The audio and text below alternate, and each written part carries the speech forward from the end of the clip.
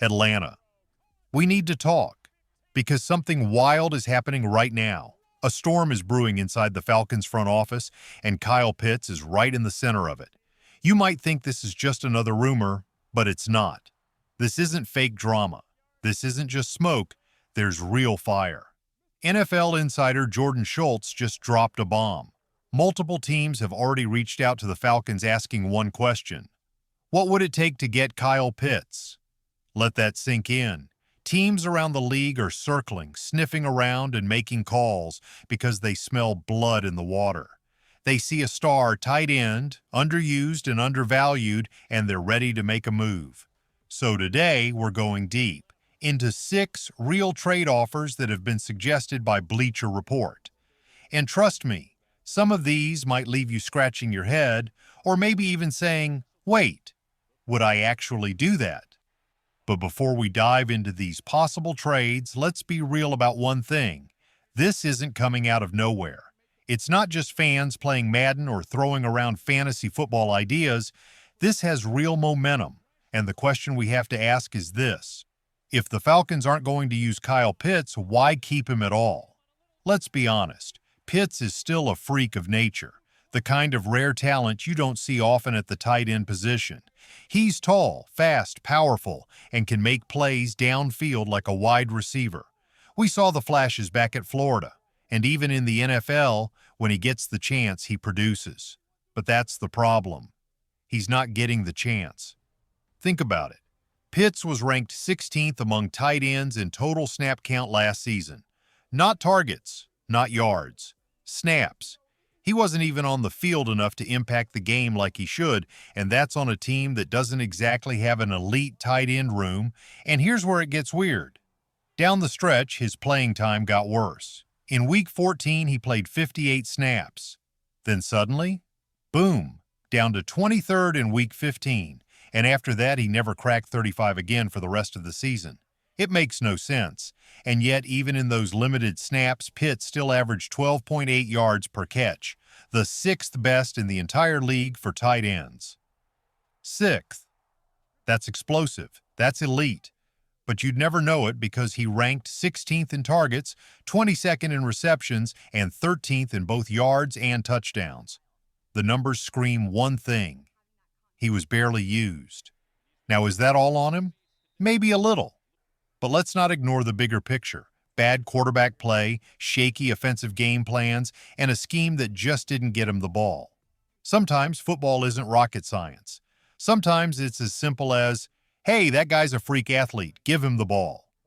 But for whatever reason, that didn't happen in Atlanta last year, so if the Falcons won't use him, is it time to let someone else do it? We're about to break down every one of those 6 trade ideas. Some will make your jaw drop, some might make you mad, and a few might just make you think. But before we jump in, I want to hear from you. Do you think the Falcons should trade Kyle Pitts or hold on to him? And if you're Terry Fontenot, what would you want in return?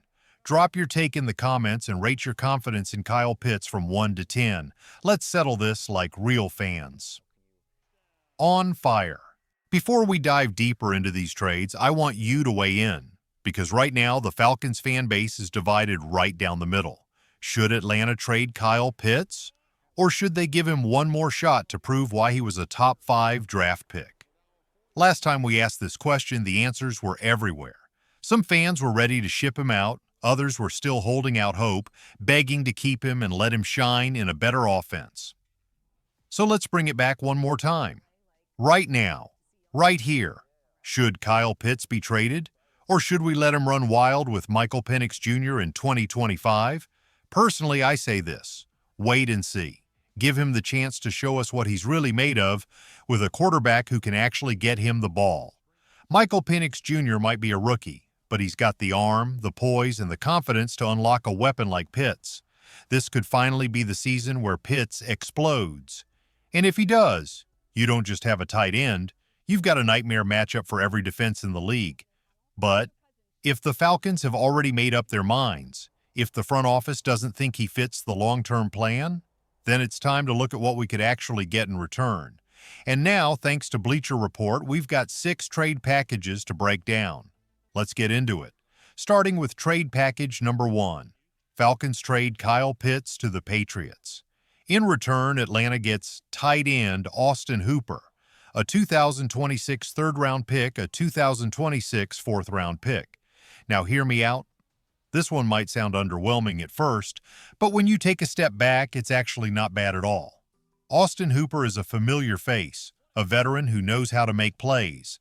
No, he's not going to light up the stat sheet or replace Pitts one for one, but he's reliable, consistent, and solid in both the passing and blocking game. He's not flashy, but he gets the job done. Then you add 2 future draft picks on top of that, including a third-rounder, which is still part of the high-value range. That's a place where you find starting talent. And if the Patriots don't bounce all the way back next season, that third-rounder could land somewhere near the top 15 picks of the round. Look, the Patriots might improve, but does anyone truly believe they'll be a playoff team next year? Probably not, which means those picks might still hold some serious value. Overall, this trade is sneaky solid. You fill the tight end gap right now, and you get 2 cracks at young talent in a deep draft class. Would I do it? Maybe. Would I be furious if Atlanta pulled the trigger? Honestly, not really. But that brings us to trade number 2, and this one comes from the nation's capital. Falcons trade Kyle Pitts to the Washington Commanders. In return, Atlanta gets a 2026 third-round pick, a 2027 third-round pick. Now, this deal is interesting, but also kind of weak. Washington's offer gives us 2 mid-round picks, both in the third round but spread out over 2 years. And let's be honest, the Commanders don't exactly have a ton of talent to offer right now. This is a pure future value play. No veteran replacement. No help in the short term. Just picks. And while third-rounders are decent value, there's no guarantee those turn into difference makers, especially when we're talking 2 years down the road. So the real question is, do you trust the Falcons front office enough to turn those picks into something great? Because if not, this might feel like giving up on Pitts too soon and getting back way too little. And we're only 2 trades in. Let's go back for a second to that Washington trade. 2 third-round picks sounds decent until you really think about it. Washington is loaded with young talent. They've got Jaden Daniels, and now imagine pairing him with Kyle Pitts. Scary hours. That could be a dangerous combo for years to come.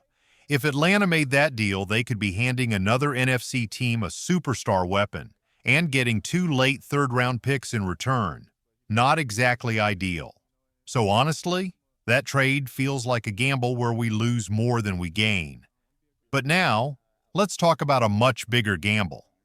Trade package number 3 comes from Los Angeles, and this one is wild.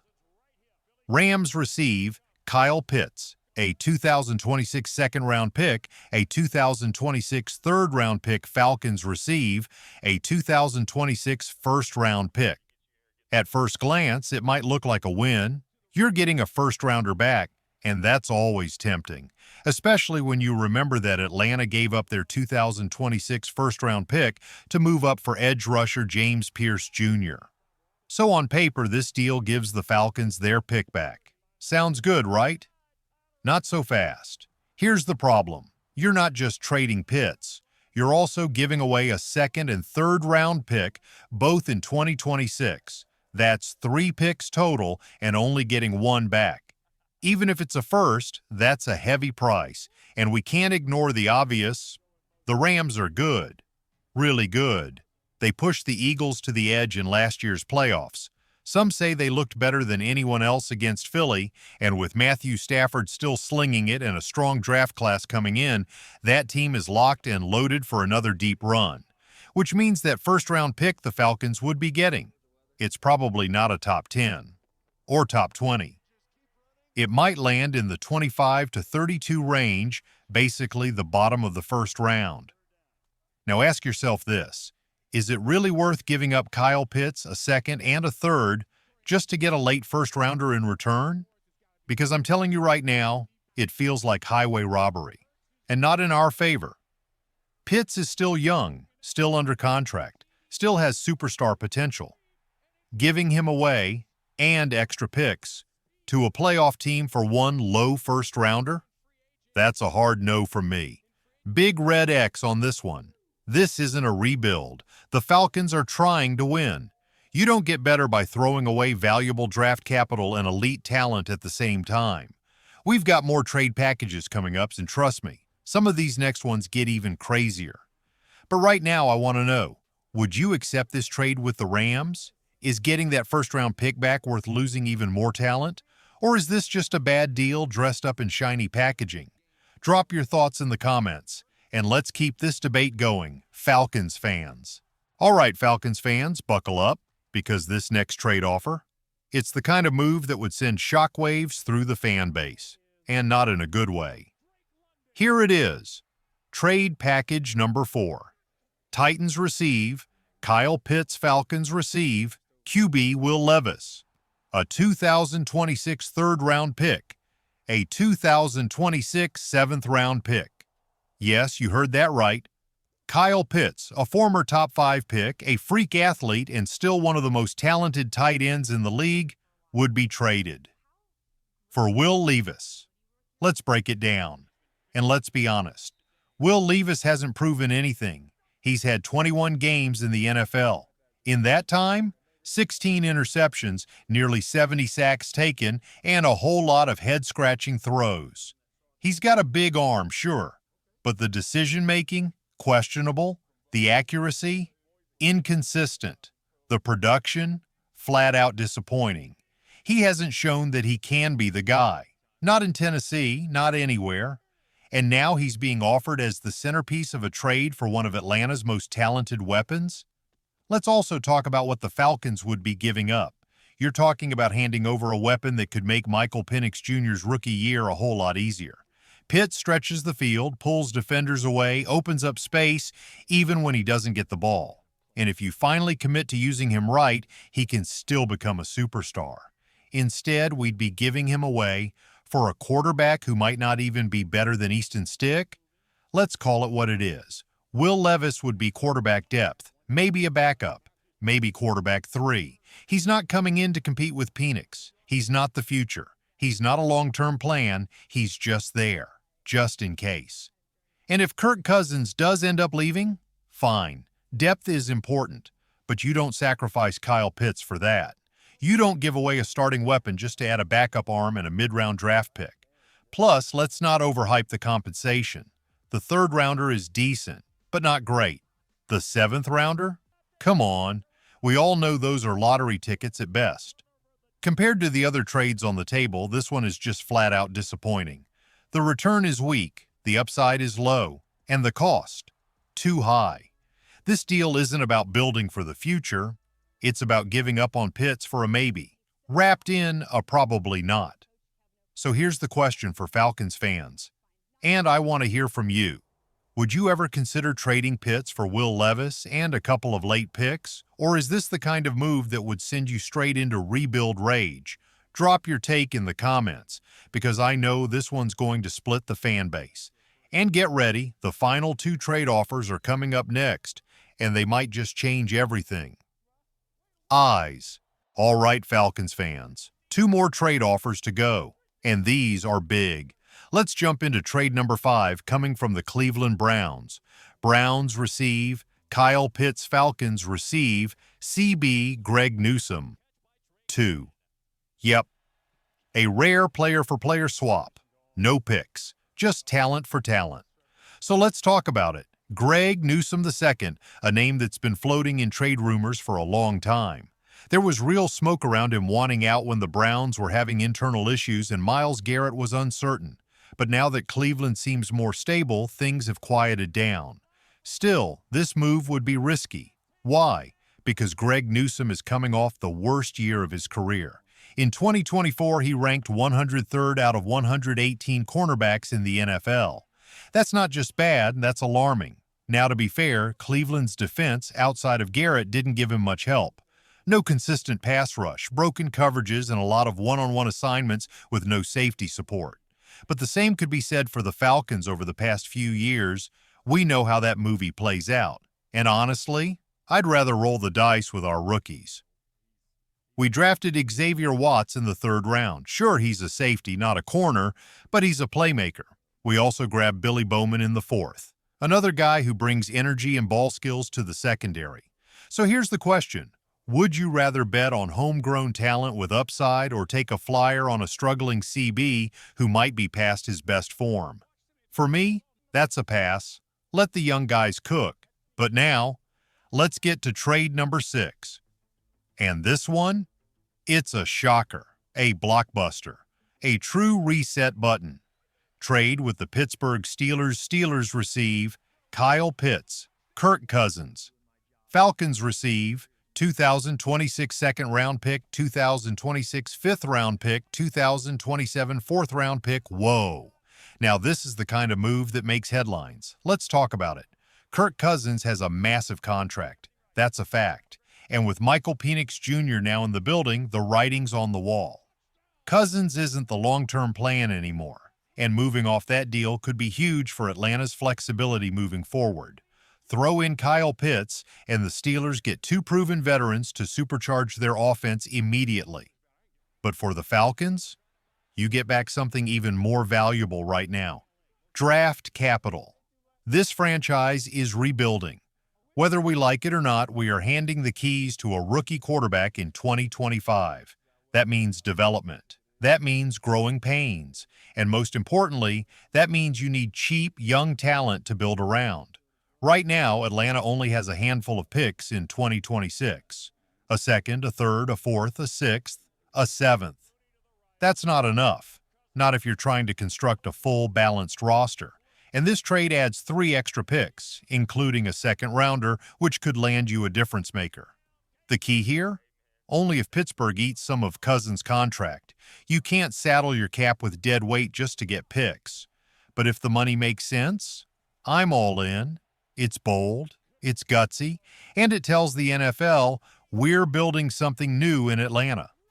So now that we've gone through all 6 trade proposals from Bleacher Report, it's your turn, Falcons fans.